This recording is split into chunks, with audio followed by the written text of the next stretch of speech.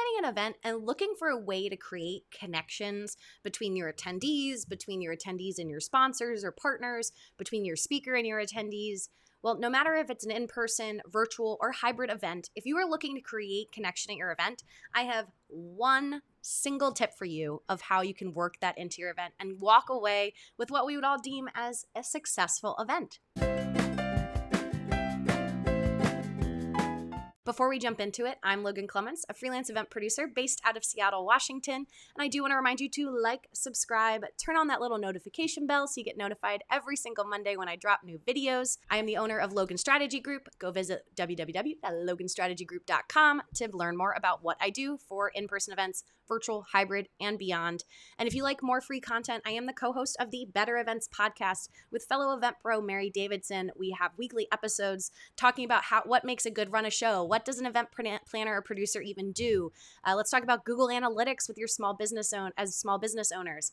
We also have guests and other subject matter experts in the event industry that we have on their episodes. So I highly recommend it. It's more free content. You'll listen to it or get it wherever you listen to podcasts. No matter the client, I often have people asking me about how they create connection at their events. And it is one of those things that you'll probably see countless books, articles, other videos, podcast episodes, all about how you can't really force connection. But the one tip I have for you of how you can at least create space for connection to happen is to make space in your agenda. Make space for it. What does that even mean? I know it kind of seems so simple and yet complicated at the same time. What do I mean with creating space? I mean, have breaks between sessions. Legitimately have time in your agenda where there is nothing formal happening. Because it's really hard for you to actually find time to connect with people if you are constantly in back-to-back sessions.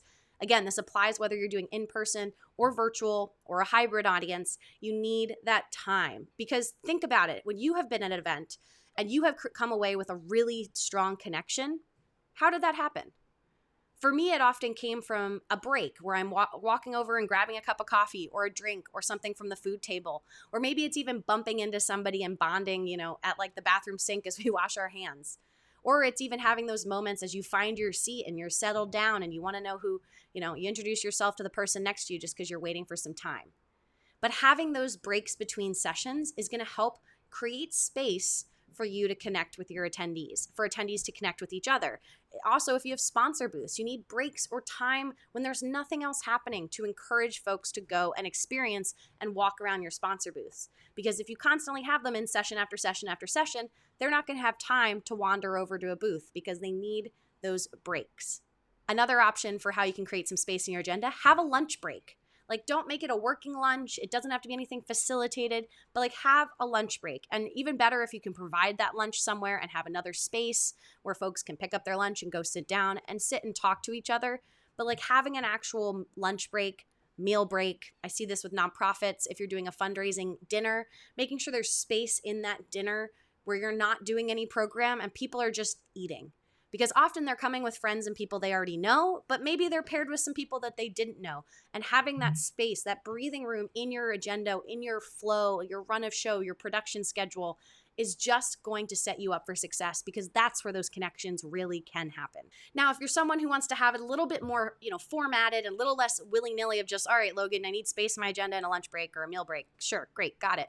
But you can also do this and add this into your content, especially if you have a moderator or an MC, a master of ceremonies who's walking everyone through your event, making sure at the start, whenever there is a break, so at the end of the session, before the break starts, your moderator could leave people with a question and or a challenge, telling people, all right, I want you to go and ask this question to 2 people as you're getting your coffee before our next session starts in 20 minutes.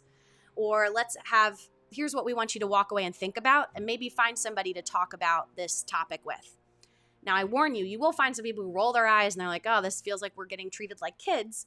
But there are some people who will appreciate the excuse you have given them to go and talk to somebody.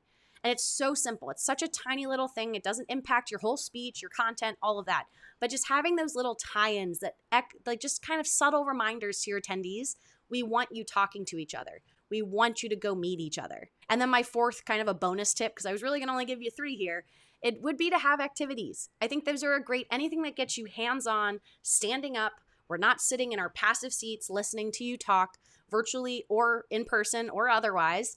that is a way that people connect. Again, the biggest connections that I've had from other people at virtual events have been in breakout rooms. Granted, I'm not standing up and doing something, but those small groups of 3, 4, 5, maybe 6 maximum people in a virtual breakout room where we're actually solving a problem or using that cool whiteboard feature, or Miro is a great platform for that kind of thing.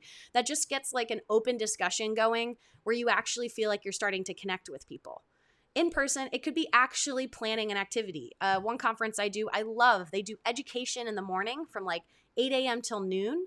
And then in the afternoon, they do excursions, they do activities, they do things that get you out and about that are clearly meant to network, but they are also just fun activities. And so that's a nice balance where they're kind of achieving the goal of the educational part, but they're really honing in on like, all right, this first half of the day is education, the second half is for connection. And they do that for all 3 days of their conference. And it's just a great way to like, they're creating space in the agenda, maybe not between sessions as much, but they have space in the second half of the day versus hosting a conference where everything is back to back to back to back, multiple days in a row, and then you're confused why people didn't really connect. Well, you didn't give them time to connect. So make sure, just take an eye on your agenda, your run a show, whatever it is you're looking at, and just make sure you have space in there. And the larger your event, honestly, the larger the breaks you need to be, because it takes time to move that many people in and out. So make sure you create time and space for people to connect and have in their agenda versus jam-packing everything and just hoping that connection's going to happen magically. Well, that's all I have for you folks. I'm Logan Clements, freelance event producer. This has been another installment of my favorite tips and tricks when it comes to event planning and running your own business. I drop new videos every single Monday, so I'll see you in my next video, folks. Bye.